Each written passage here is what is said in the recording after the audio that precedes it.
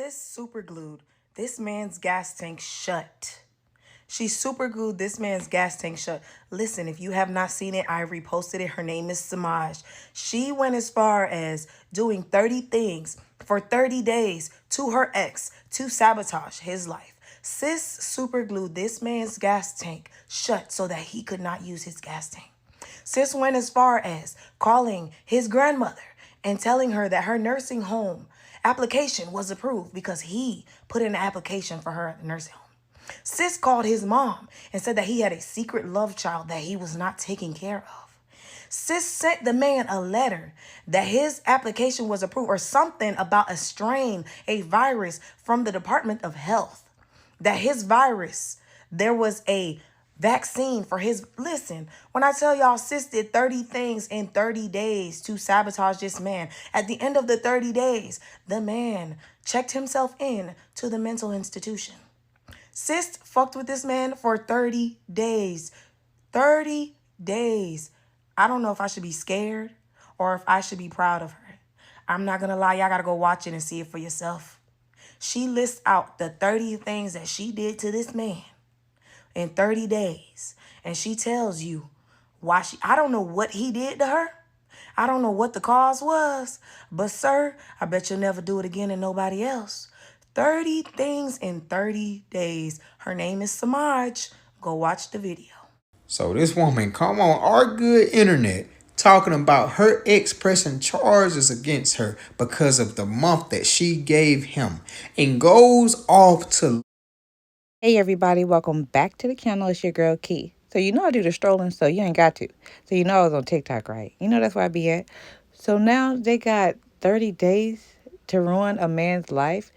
Now I'm not opposed depending on what he did, but girl, what did he do? But let's find out. She's gonna let us know.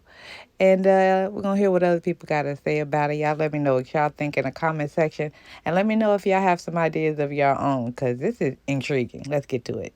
Creative Key TV, let's start the show. List 30 of the most egregious things that I have heard. Ma'am, I'm wondering why he didn't press charges sooner. My ex is pressing charges against me for giving him the most eventful month of his life in the month of December, so I figured I'd go ahead and share with you the complete list of 30 things that I did. On day 1, I superglued his gas tank shut. On day 2, I wrote a letter to his mother about a secret child that he's been hiding for 5 years. I made that whole thing up, but my letter was very emotional and believable. On day 3, I sent flowers to his job with a note from his sponsor, implying that he relapsed over the weekend, but that it's okay. On day 4, I had random people show up at his door at all times of the night so that he was sleep deprived and actually looked like an addict at work the next day. On day 5, I made a Tinder profile for him as a down low man who loves aggressive men and asked that they text him. And I said that if he responds negatively, it just means that his girlfriend is nearby and that they should try again later and also send pics of their junk. On day 6, I wrote a letter to the bank that he was financing his car through, pretending to be him, and I voluntarily surrendered his vehicle. They did, in fact, repossess his car. On day 7, I wrote a letter to his landlord from a concerned neighbor about his addiction and strangers showing up at his door at all times of night, and I said that I was concerned he may be dealing. I weaponized SEO on day 8, and I made a wedding registry so any woman looking to date him will think that he's an engaged cheater. On day 9, I convinced him he has a stalker. On day 10, I mailed him an official letter notifying him that he is being investigated for drug smuggling. On day 11, I mailed him a letter from the Department of Public Health saying he is a person of contact for an antibiotic-resistant strain of super gonorrhea. On day 12, I mailed a missed appointment postcard from a fake erectile dysfunction clinic to his job. On day 13, I entered his home, injected his mattress with milk, painted sugar water along the baseboards to attract ants, and I put beef bouillon cubes and Jolly Ranchers in his shower head. On day 14, I signed him up for Scientology courses. On day 15, I sent him a fake voodoo doll of him with a needle through the crotch because I knew at this point he was probably thinking he was cursed. Let's take a pause for a second. Day 14 had to be the best day. Signed him up for Scientology classes. Trying to advance his life. The rest of it straight BS. Ma'am, I would have been tried to get some type of restraining order, restriction, some type of look. I would have reported you. Oh my God, from the ED to the voodoo doll to the marriage registry. Like, what did he do to you, ma'am? Let's finish the video. 16, I pretended to be his wife and I called to get his utilities shut off. On day 17, I called his grandma pretending to be a nursing home, informing her that the application he submit for her has been approved. On day 18, I sent him a fake obituary, claiming to have found it on his best friend's computer, warning him that he may be in danger. On day 19, I called his office front desk and left a voicemail saying he got the job he applied for, stating that we know he was trying to get a new one quickly and that he can start Monday. On day 20, I messaged his family and friends with fake documentation of him donating to radical groups. On day 21, I created a profile for him on a social media platform and wrote a detailed confessional about how he's sexually attracted to his mother and that has been the cause of his addiction this whole time. On day 22, I called a close family member of his pretending to be a life insurance company, notifying them that he tried to take out several policies on them. On day 23, I called and offered him the job of his dreams. The morning he was supposed to start, I rescinded the fake offer and told him he needs to talk to the people in his close circles because they did not have good things to say about him. On day 24, I emailed his landlord giving a 30-day notice that he's moving out. On day 25, I reported him deceased to his bank to get his accounts frozen. On day 26, I called his mother's church and informed them that he had made me get an abortion, and it was a very emotional phone call. I talked about how I can't live with myself. On day 27, I went on a podcast and painted him as a deadbeat father to the child that I lied about him having to his mother. On day 28, I put up flyers in his neighborhood warning neighbors that he is a peeping Tom. On day 29, I sent him an anonymous email informing him that someone may be out to get him and that the last 28 days have in fact been calculated. And on day 30, which was New Year's Eve, I called to have a mental health wellness check done on him and he was committed. Jail. Matter of fact, prison immediately. This man has gone crazy. He might have thought the universe turned against him. Man, she said those were 30 days in December. I know December has 31 days on the first day I planned it all. My God, I hope that man is okay. I am glad he is pressing charges. Now, of course, this is all alleged. But ma'am, turn yourself in. You're a supervillain.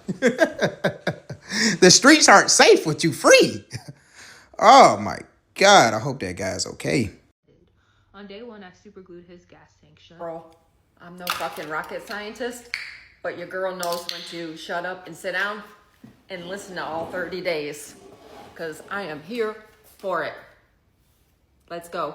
Painted him as an addict with erectile dysfunction at work, convinced his mother that he's been hiding a child for years, superglued his gas tank shut, and so much more. But today we are hypothetically breaking into his house to destroy his sanctuary from the inside. Welcome to day 13 of How to Ruin a Man's Life in 30 Days. For legal purposes, this is satire. You are going to need a mask, gloves, a syringe, milk, itching powder, sugar, and water for today's activities. You also either need an extra key to his house or to have watched a video on YouTube about how to pick a lock, hence the mask and gloves. Our first target is his bedroom. You want to go into the drawer where he keeps his underwear. You're going to put a little bit of itching powder into the crotch of each one and put them back exactly how you found them. When he puts them on, this is going to reinforce the idea that he has super gonorrhea. Next, you want to have that syringe already filled up with some 2% milk.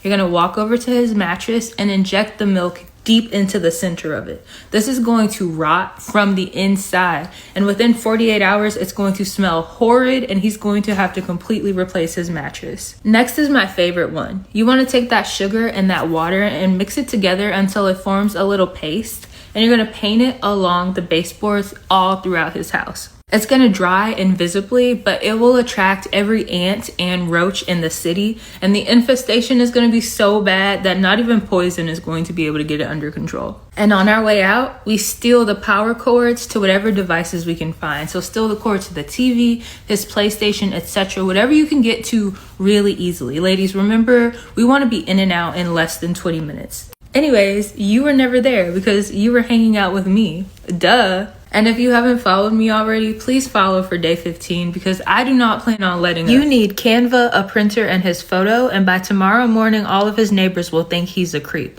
Welcome to day 28 of How to Ruin a Man's Life in 30 Days. For legal purposes, this is satire. You'll want to make a flyer on Canva, and in big letters, you want to write neighborhood safety alert. And then you'll write a caption that says, this man has been spotted looking into windows in the neighborhood between 9 and 11 p.m.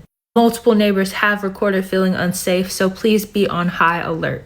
Make it look official, print like 50 copies, and then go around putting them on every door, in mailboxes, on telephone poles, all throughout the neighborhood during the middle of the night. He's gonna wake up and his neighbors won't look at him. There's gonna be a flyer with his face on his windshield. They're everywhere. It's all over the Nextdoor app. There's a peeping Tom in the neighborhood. Neighbors complain to his landlord that they feel unsafe. He tries to move somewhere else. New landlords Google him and find out that he was the neighborhood peeping Tom at his last place. And he can't really prove that he didn't do it. He'll never be comfortable in his neighborhood again. And good luck finding somewhere else. Stay tuned for day 29 because we're 2 days from having him locked up in a psych ward. You need Canva. Remember when we wrote his mother lying about him hiding a child from her for 5 years? Well, we're going to take that same story and put it on a podcast that has over 50,000 subscribers. Welcome to day 27 of How to Ruin a Man's Life in 30 Days. For legal purposes, this is satire. You want to look for a podcast about toxic exes, one of the messy ones where the host gets all involved and says things like, I hope he hears this. They're desperate for submissions, so you're going to make one. All you need to do is make an email account with a real sounding name. And then you're going to write them the most believable story of your life. His name is Jason. He's 27 years old. He lives in New Orleans and he works in the tech industry. Make sure you drop all of that information. Name, age, city, and industry. 6 years ago, we dated for 8 months. I got pregnant. He told me he wanted to be a dad. Then it hit 12 weeks and his tune started changing. Started saying that it wasn't the right time, that we should wait, but it was too late for that. I wasn't gonna get rid of my baby. I had to move out of the city for me and the baby's safety. And remember from the letter to his mom that the kid's name is his name, Junior. And then 3 weeks later, boom, the episode goes live. The man who abandoned his son. It's 45 minutes long. The host is crying, reading your words, blasting him.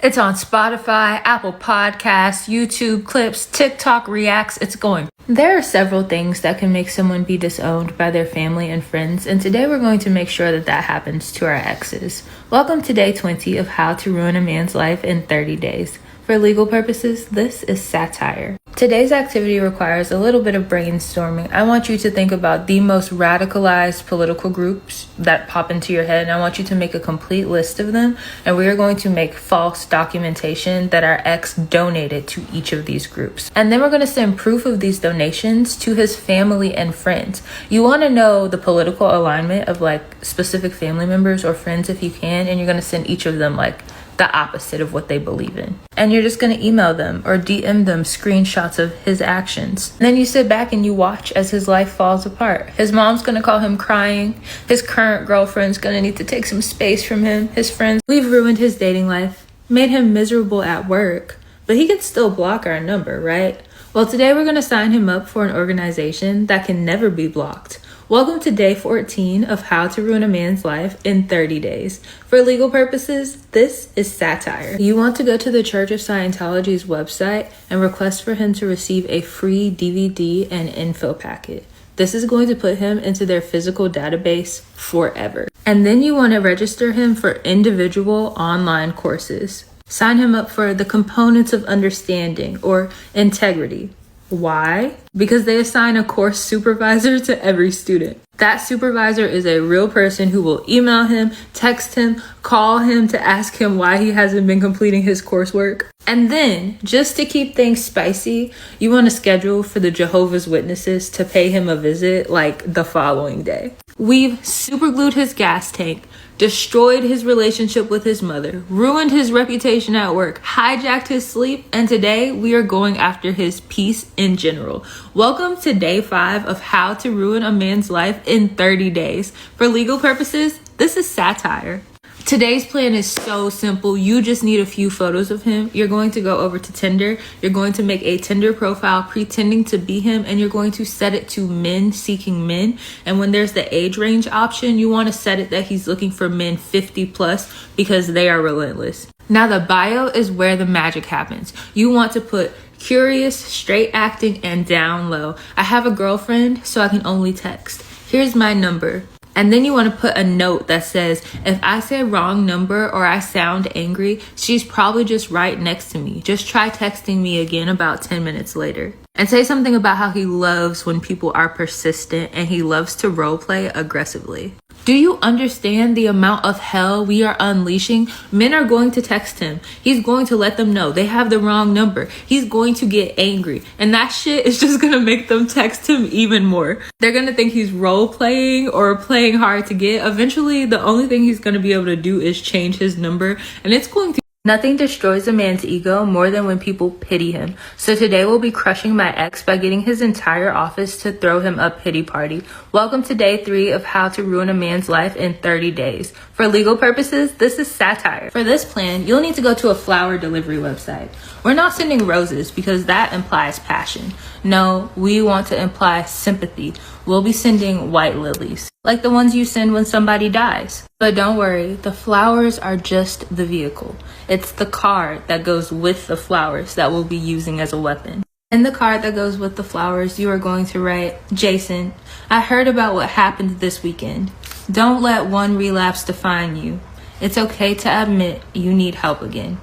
Call me when you're sober enough to talk. Now here is the best part. You're gonna sign it, your sponsor. You schedule the delivery for a Tuesday morning. The receptionist has to read the card because she needs to know who the flowers are for. She's going to notify his boss about what she read, and she's going to gossip with others around the office about what he has going on. Now, all of a sudden, he isn't the top performer anymore. He's the recovering addict who's losing control. Now his boss is looking at him with ex is pressing charges against me for giving him the most eventful month of his life in the month of December, so I figured I'd go ahead and share with you the complete list of 30 things that I did. On day 1, I super glued his gas tank shut. On day 2, I wrote a letter to his mother about a secret child that he's been hiding for 5 years. I made that whole thing up, but my letter was very emotional and believable. On day 4, I had random people show up at his door at all times of the night so that he was sleep deprived and actually looked like an addict at work the next day. On day 5, I made a Tinder profile for him as a down low man who loves aggressive men and asked that they text him, and I said that if he responds negatively, it just means that his girlfriend is nearby. This is the reason why you gotta be careful who you sticking your meat inside. It is some truly evil, wicked women out here that will make it their life's mission to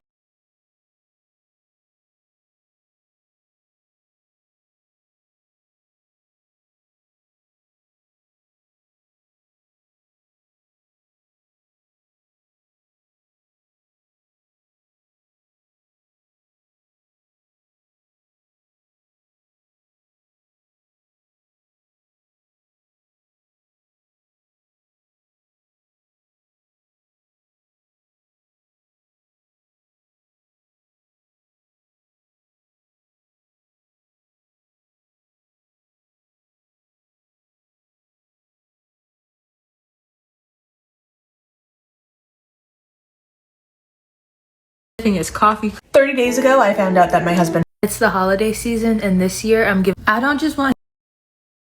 My ex is pressing charges against me for giving him the most eventful month of his life in the month of December, so I figured I'd go ahead and share with you the complete list of 30 things that I did. On day 1, I super glued his gas tank shut. On day 2, I wrote a letter to his mother about a secret child that he's been hiding for 5 years. I made that whole thing up, but my letter was very emotional and believable. But advent calendar of being evil. Why did we just dive into evilness? No, no slashing tires, no breaking of class door. Hello? Bro, you guys need to go and watch that video. Over 15 million of you have seen the video where I detail 30 things that I did to my ex over the course of 30 days. And I want to start by saying I was not ignoring you when you asked me what he did to me to deserve those 30 things.